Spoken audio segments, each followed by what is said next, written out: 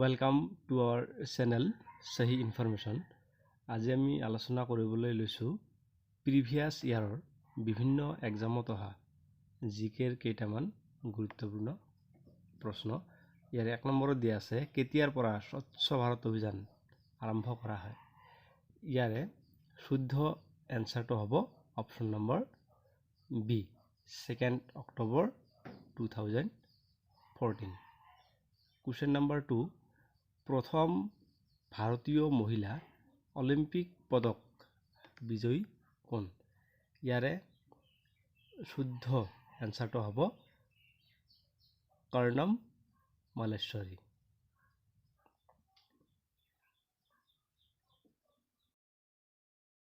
নাম খোহা কোনে লিখিছিল? ইয়াৰে শুদ্ধ এনসাৰটো হ'ব অপচন নম্বৰ বি মাধৱদেৱে নাম খোহা লিখিছিল। নেক্সট কুৱেশ্যন, কিয় প্ৰথম ডিচেম্বৰৰ তাৎপৰ্যপূৰ্ণ? ইয়াৰে শুদ্ধ এনসাৰটো হ'ব world AIDS day, option number A. Next, নিম্নলিখিত নদীৰ কোনটো পূৰ্ব দিশৰ পৰা পশ্চিম দিশত প্ৰবাহিত হয়? ইয়াৰে শুদ্ধ এনসাৰটো হ'ব অপচন নম্বৰ এ নৰ্মদা নদী। নেক্সট, পৃথিৱীৰ সবাতকৈ গভীৰতম মিঠা পানীৰ হ্ৰদ কোনটো? ইয়াৰে শুদ্ধ এনসাৰটো হ'ব option number C lake vehicle. Next, POCSO Act is related to, এই এক্টটো কাৰ লগত সম্পৰ্কিত? শুদ্ধ এনসাৰটো হ'ব অপচন নম্বৰ বি চিলড্ৰেন। তলৰ কোনটো পেন্সিলত ব্যৱহাৰ হয়? ইয়াৰে শুদ্ধ এনসাৰটো হ'ব অপচন নম্বৰ এ গ্ৰাফাইট পেন্সিলত ব্যৱহাৰ কৰা হয়। নেক্সট,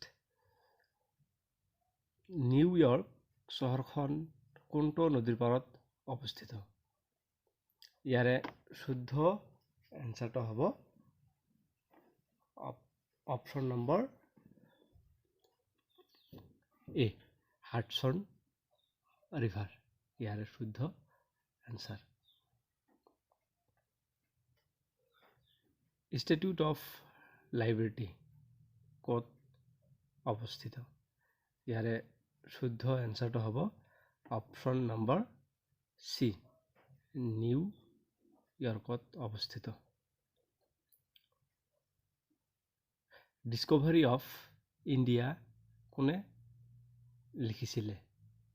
ইয়াৰে শুদ্ধ এনসাৰটো হ'ব অপচন নম্বৰ ডি জৱাহৰলাল নেহৰুৱে লিখিছিল।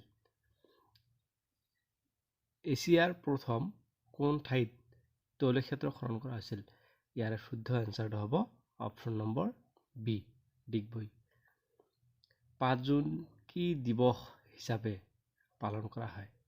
এইটো সকলোৱে জানে। ইয়াৰ শুদ্ধ এনসাৰটো হ'ব world environment day, option number C. কোন ভাৰতৰ মানৱ কম্পিউটাৰ হিচাপে পৰিচিত? ইয়াৰে শুদ্ধ এনসাৰটো হ'ব অপচন নম্বৰ চি শকুন্তলা দেৱী। এই চেনেলটোত এনেকুৱা ধৰণৰ ভিডিঅ'বোৰ পাই থাকিবলৈ প্লিজ চেনেলটো ছাবস্ক্ৰাইব কৰি ল'ব, আৰু যদিহে ভাল লাগে তেতিয়াহ'লে লাইক কমেণ্ট আৰু